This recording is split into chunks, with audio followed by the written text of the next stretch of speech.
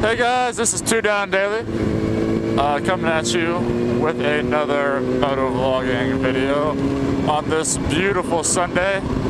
It's about 75 degrees here on September the 10th. I mean, you really honestly couldn't ask for better weather than this.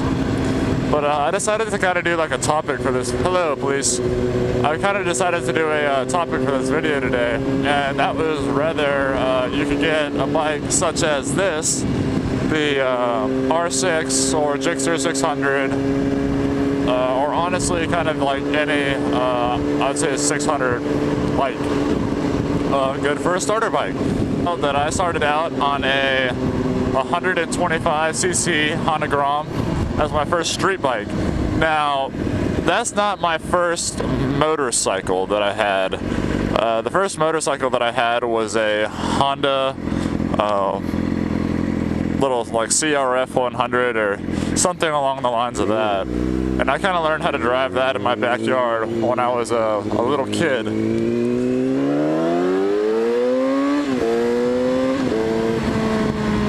And that's kind of how I learned to ride motorcycles, was just driving them off-road.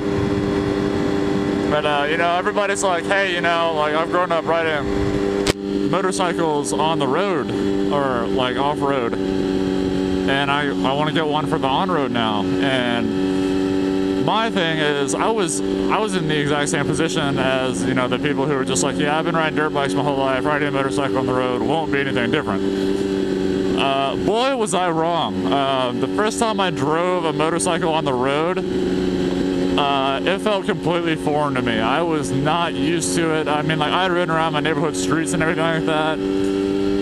But like I said, I grew up kind of like riding off-road, you know, through trails, a lot of rocks where I live. So, I mean, the trails are pretty gnarly. So, I mean, like, I knew how to kind of like ride through some really rough stuff, which, you know, I thought the street, you know, since it's smooth and everything, was going to be a cakewalk, but it really isn't, because you know, off-roading, the trees aren't trying to run you over, for one thing.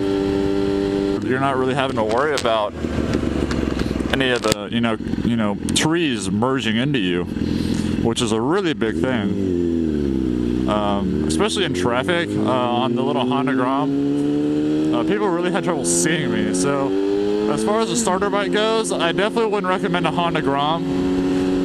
They're a little small, and especially as a new rider, people not seeing you is really going to be a really big issue, because there's 3 lanes. There's the middle lane, which is the lane I'm in right now, which is good if you're just kind of like, you know, riding behind one car on a single lane road. It does, you know, collect oil and debris and stuff like that, so it's a little bit sketchier. Just because if you look, this car in front of me doesn't have a wheel in the middle. It has a wheel on the left side and it has wheels on the right side, but not in the middle, so they can run over stuff. So then you have the left lane, which is right here. The left lane on a 2-lane road, where you're kind of in the middle line, it allows the person in front of you to see you, and it also allows the cars that are coming this way to see you. So that's a pretty good riding position. But then the far right-hand lane, which is that lane over there by the white strips, on roads like this is probably one of the better lanes to ride in, because they can see you, and then also the other cars can see you, and that gives them a chance not to merge into your lane with you. But then you're also susceptible to cars like this not seeing you, and dickheads like this guy, Matt from Florida. I'll cut him some brake. There's a hurricane going on down there right now, but like, seriously, people, use your blinkers. Go. So it's 2 lanes roads like this. That far right lane over there, you see all that gravel?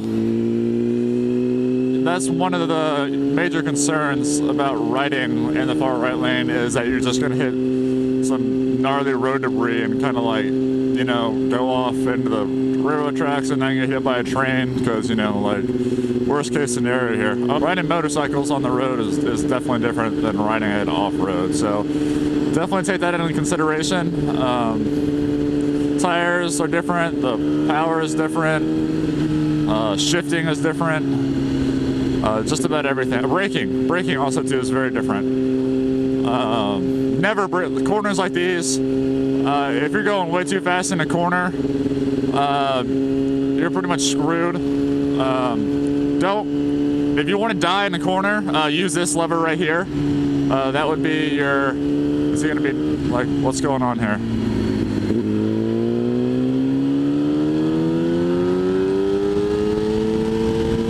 What up, bro?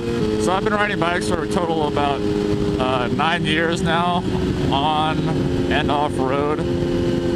On road, I've only been riding for a little bit, so I'm still kind of new to it. I mean, I'm gonna consider myself new to riding on the road until, you know, about 6 or 7 years into my riding career on the road. But as far as the 600 goes, as a starter bike, I would definitely not recommend it. I know it's a very controversial subject, and I understand why it is, because some people are just like, you know, hey, R6 is what I drive. R6 below 6,000 RPM is pretty docile, but I mean, it still accelerates pretty hard. I'm also in fourth gear, so that's why it's not pulling really hard. But I'm giving it about 10% throttle, and you're seeing the increase on this. This R6 right here weighs about 350-ish pounds. Give a few pounds with, you know, gas and whatever else you like put on your bike if you're carrying anything with you or having another passenger. So I mean, 350 pounds is a lot going slow, especially if it's just going one direction.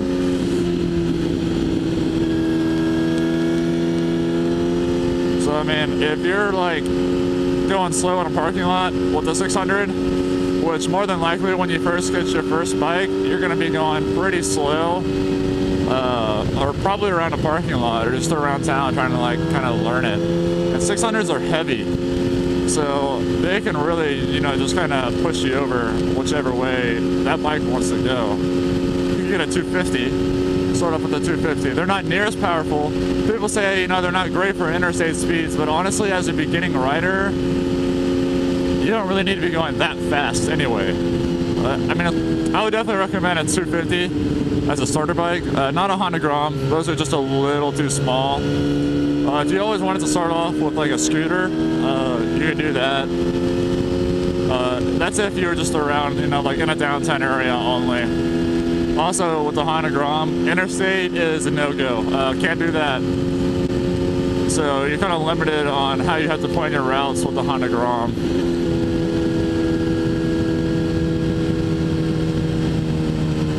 Oh yeah. I ride my bike to school. I'm in college up here, or down here. So I daily this bike to college. It's a 600 R6. And I like seeing people's reactions to like when I'm riding it down the streets in the city to campus, because my campus is like right in the middle of the city. So riding through the buildings, I'm hearing this thing. It has a M4 slip-on exhaust on it and a Dynotech programming module on it, and it sounds amazing. I was almost 20 when I got my Honda Grom. The way I convinced my parents to let me get a motorcycle, A, I was going to college, I was moving out, so I wasn't going to be with them having a motorcycle. So move out, own place. B, buy it yourself, insure it yourself. Insurance is expensive on bikes. I had the Grom for about 3 months. I learned how to ride it. I would do wheelies, stoppies, I would jump it, all, you know, like the Grom shenanigans that you can do on those things, because they're awesome, like little stunt bikes. And I came from dirt bikes, so I was just like, you know, that's a reasonable deduction that I should get one of those.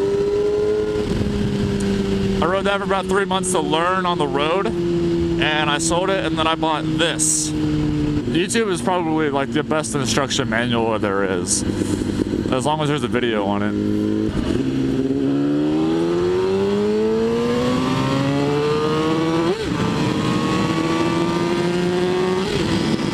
No, it's gone.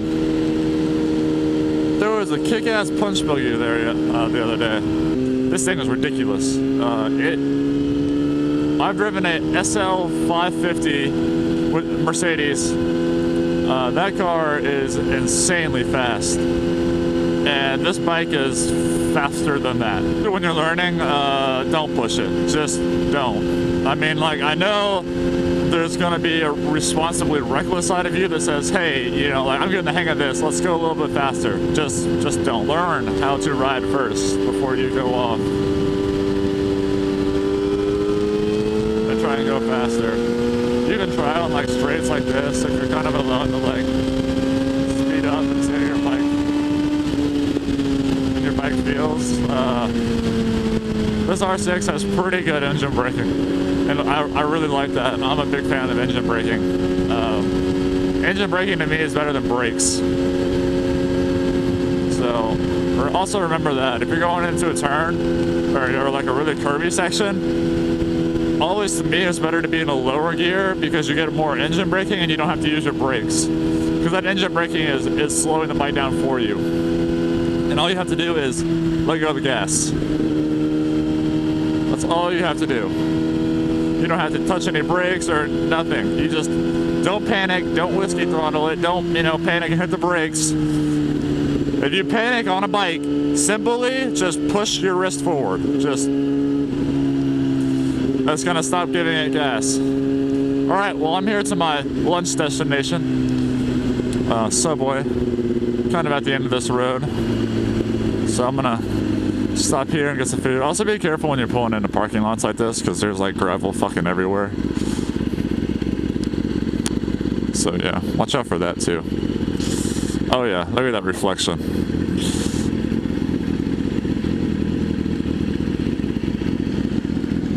Alright guys, and I'm gonna go inside and get something to eat.